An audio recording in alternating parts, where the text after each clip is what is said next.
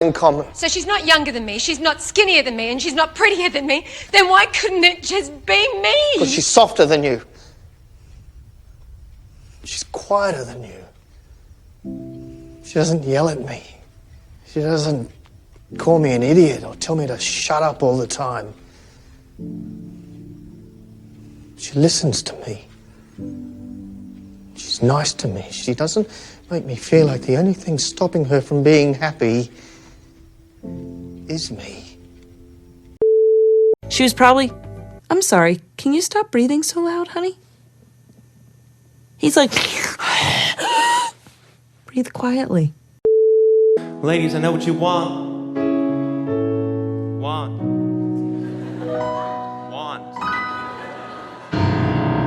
You want a guy that's sweet, a guy that's tough, a feminist who likes to pay for stuff, the kind of guy that gets along with your friends without being attracted to any of them. A good boy, a bad boy, a good bad boy, a half good, half bad, half boy.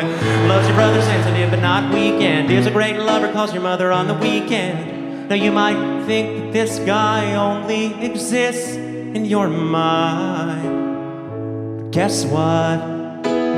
You're right. If you want love, lower your expectations a few, because Prince Charming would never settle for you. If you want love, just pick a guy and love him. And if he's got a thing for feet, say it, sweep me off them.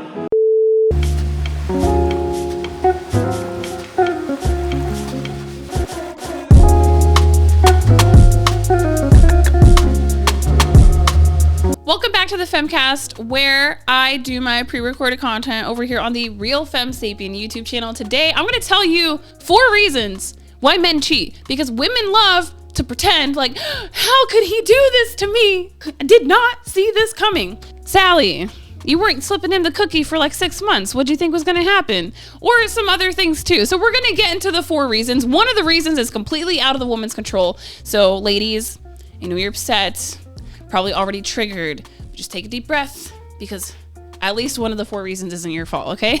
So if you like this content, make sure you give it a big thumbs up, subscribe down below, and hit the notification bell. I have had this platform for about 2 years. So I've talked to single women, I've talked to single men, I've talked to married women, and I've talked to married men. I've also talked to divorcees on both sides of things.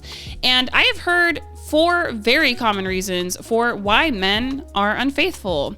And women, I think, just don't want to hear it. And I think that could have something to do with the fact that we have 1/17th to 1/75th of the amount of testosterone as men. Men have a lot of testosterone that is responsible for the impulsivity of actual needs. Now for women, we still want it. We just want it more cyclically, meaning we want it when we're in our ovulation window majority of the time.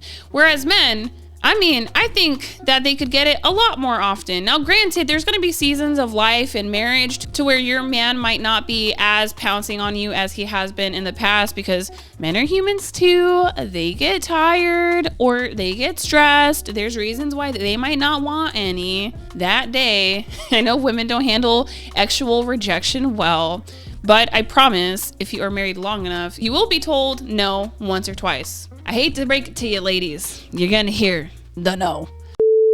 Proud thing that all these women have going on. I mean, I don't knock women for feeling proud and for wanting to have, that girl power and holding things over him, but no, you've got to give it up, ladies. I please my man in every way, all the ways. Wake him up, he gets to nut. Before he leaves out the door, he's leaving empty nuts. At work, I am calling him like, come outside, it's your lunch break, it's time for you to get your nut off. When he gets home, he's getting fed, he is getting another nut, and one before bed, or 2 if he's lucky. That's it, that's a secret. I make sure that my man nuts at least 6 or 7 times a day. Why the fuck you lying? Why you always lying? Oh my god, stop your fucking lying. So in any case, the first reason that I have heard why men cheat on their wives is that their wife is not sleeping with them. Literally, point blank, period, the end. And what are women truly expecting if you have this man's testicles in a jar underneath the sink, saying, figure it out with your hand. For how long? For the rest of the marriage? Or is it the rest of his life that you expect him to pleasure himself instead of you as the wife putting out? And there's reasons why women don't want to put out, which is why I have reinforced multiple times on the platform that you should marry men that you are actually attracted to. A lot of wives, in my opinion, are not attracted to their husbands. And maybe they never were, but they wanted more security than they wanted to be tantalized in that way. But if you play the dating game well, you can actually get both. You can get a man who will give you security, who also tantalizes you. Shocking, I know. But it is going to be a competitive situation for you out there as a single woman in order to get something like that. But if you have it, then a lot of these concerns kind of go away. I had several wife life panels where I would ask women, hey, how are you keeping the spice alive after kids? Eventually, the women just weren't able to answer the question because they couldn't relate. They're like, what do you mean?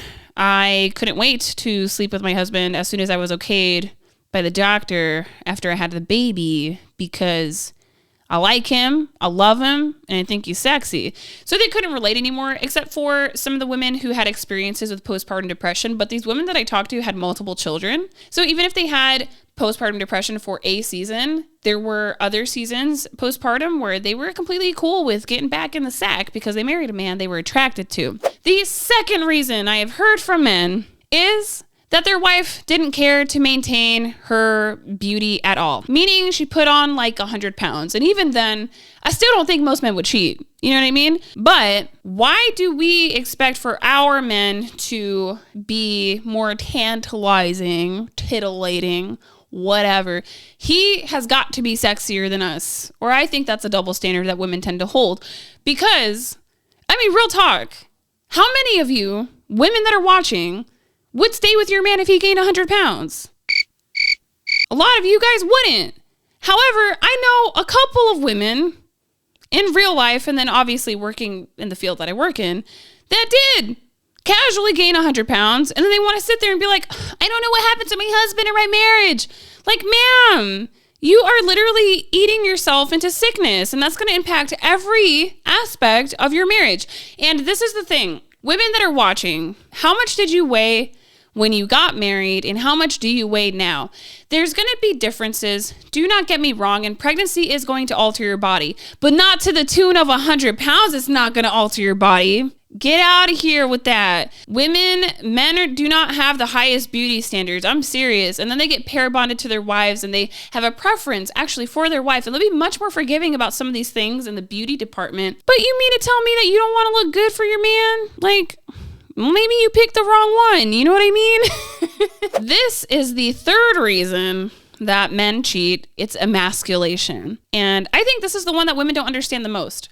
It's my suspicion that women don't marry average, okay? Because the majority of men actually are X-less right now. So if you are married, the odds are that he has a woman who is going to engage in regular sexual activity with him, right? So technically he's not an incel, okay? When we're looking at average men, they are 5'9", they are overweight or obese, and they're earning less than $52,000 a year. If your husband is above any single one of these metrics, that's a man that's above average in some way, shape, or form. Granted, height is not a merit because you are simply born with the genetics or the nutritional influence that your parents bestowed upon you to grow to that height. So there's no merit in height, but the point is that women are very choosy when it comes to our mates. But in a marriage, and I want to say in the long term too, because I love to people watch, women do take their husbands for granted and they forget what a catch their husband is. However, a man committing to a woman and children is a green flag to single women, because to a single woman it says, okay, well, she thinks he's desirable and he's got the resources to commit to her and he's got the resources for children. Maybe he could do that for me too. I'm serious. You picking your husband made him a green flag to thirsty women. So when you are constantly cutting your husband down because you can't see what's worthwhile in him anymore, I assure you, statistically, there is probably another woman that's looking, thinking, well, I mean, I can see what he brings to the table. Let me try to slide in his DMs. let me try to infiltrate the situation. And I heard from these men anonymously because I got tired of women getting upset about why men are unfaithful when most husbands don't even cheat. I mean, honestly, they don't. So I asked why. And when they were talking about emasculation, they said that the other woman made them feel more like a man, right? And there's ways that you can make your man feel like a man. And some of it's societal conditioning, sure. Some of it's cultural and some of it's biological. Just having your man take lead of the household is inherently going to make him feel important because men live very thankless and silent lives. Do you think anybody really notices your husband at work? I mean, maybe if he's the head honcho, sure, but if he's not, you know, how often is he getting recognized outside of the home? So when he's home, this is your chance and your opportunity to actually validate your husband. You want to be validated as a wife. You want to be able to rest in your feminine. He wants to be able to rest in his masculine. So if you are in an emasculating phase of your marriage, just see what you could probably do differently with your speech or behavior that would allow for your husband to feel like a husband, to feel like a father, to feel like the man of the house. Because I'm telling you, there might be another woman that's noticing him. I hate to say it, but it's true. I don't like them either. I don't want them sniffing around. Get out. This is the fourth reason that men cheat, and this is the reason that is not women's fault. So ladies, if you made it this far in the video, thank you. I'm so proud of you. Yes, you got past the triggering, the happening. We are here. The fourth reason that men cheat is because, sadly, you ended up marrying a man who likes variety. That's right. There is such a thing as a promiscuous personality type, believe it or not. There's some people that they just can't be faithful. And the more information that we get when it comes to genetics and personality, a lot of this stuff is predisposed or kind of born in that way. Now, granted, you can cultivate a habit. Do not get me wrong, because you might not be a promiscuous guy, but then you just end up deciding to throw caution to the wind and I'm just going to be completely ran through because that should be good for me as a human being. Sure. But yes, sometimes women know that they married a womanizer and they chose to get married anyway, which is that woman's cross to bear and it's her choice to make. If she wants to do that, that's her prerogative. And then there is the wife that didn't find out that her man was a womanizer, because you could be looking good, you could be putting out, you could be soft and feminine, and he's still going out to get some other cookie nookie snookie. To which I would just say you happen to draw the unlucky straw. That I don't even know what to do in that situation. I just know that it is a situation that occurs sometimes, especially the more valuable a man is in society, the more that you have these single lurking women who want that guy because they can see all the green flags and they're thinking, wow, so-and-so's husband is looking really good right now. I am going to take my chance at this. So it's really unfortunate for you if you're the woman, if that's the situation that you were in or found yourself in. But a lot of women do choose to stay, believe it or not. And it's because it's not that simple to leave a cheating man, although it is grounds for a lot of people in a lot of religions and a lot of philosophical beliefs. They really do believe that if somebody's unfaithful, that they have every right to leave that marriage. And there's even biblical justification for leaving. However, it is really tough for people to choose to break up a marriage over something like that once there's children involved. So if you have a friend who decided to stay with someone who was unfaithful, I would just urge you not to judge, because infidelity is actually very common in marriages. So many marriages that you wouldn't even think, but I get the DMs, so I know. Infidelity is very common. There's things you can do to prevent it. But if it's happening to someone and they choose to stay, you know, that's their business about why they chose to stay in that marriage. And sometimes it comes down to discipline. You know, people talk smack about staying together for the kids. It works just fine for the kids, right? Alrighty, so that is my video on the 4 reasons why men cheat. Let me know what you think in the comment section down below. I would love to hear about it, because this is always a fun subject for so many people. I'll see you guys next time. Bye.